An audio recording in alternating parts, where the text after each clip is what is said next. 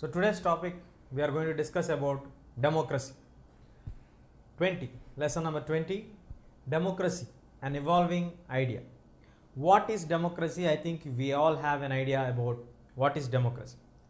Democracy is a form of government where the word democracy has been originated from the Latin words demos and kratia.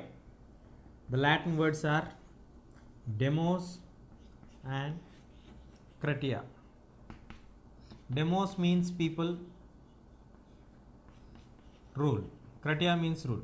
So the rule of the people or the people's rule. How can the democratic form of government be people's rule?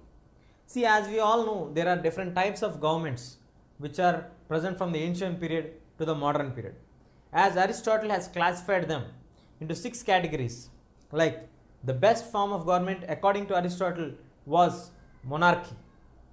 The bad form or the worst form of government in monarchy is tyranny or oligarchy.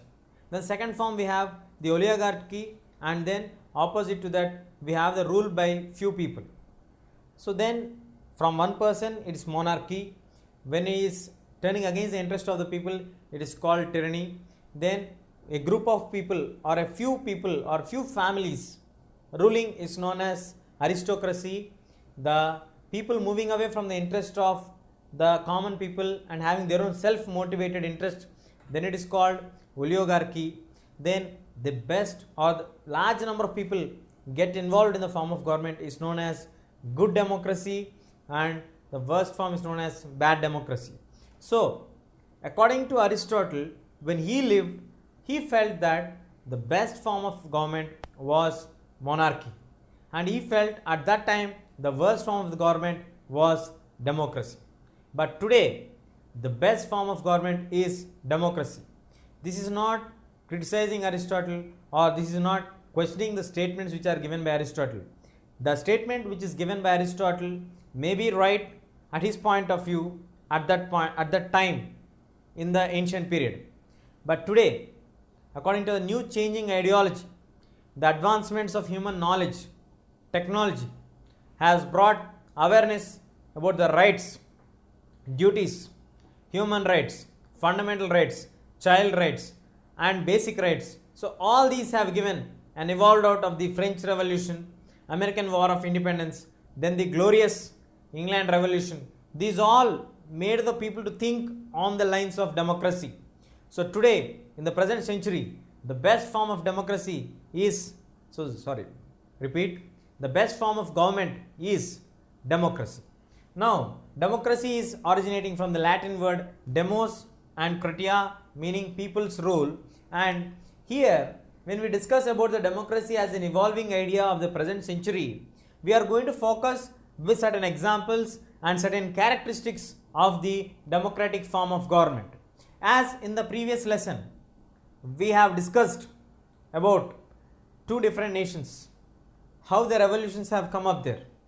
We have discussed about Libya, then we have discussed about Myanmar or Burma. Now in Libya, for a government to be known as a democratic government, it should be a responsible government. This is the foremost category or the qualification for a government to be called as a democratic government. Now, the responsible government means in Libya also we have a good governance where any other nation in Africa could not achieve so much well-developed socio-economic literacy, education, health in all aspects. They were well advanced than the other nations in Africa. But there we don't have a responsible government, because there we have the RCC, that is Revolutionary Command Council. This Revolutionary Command Council is appointed or under the control of the Libyan dictator or a military ruler, Mr. Gaddafi. So Mahmoud Gaddafi appointed the RCC and controlled the RCC. This RCC acted only on the advice of Gaddafi and accountable only to Gaddafi. But this RCC used to dictate the terms, the conditions, the works for the democratic councils who are elected by the people of Libya. Now, let us focus on the definition of democracy. In the definition of democracy, we have discussed that democracy is the rule of the people, people's rule. Then how can it be dictated by some other group of people who are not at all elected by the people of that nation, who are merely just the representatives of its leader? It is very clear.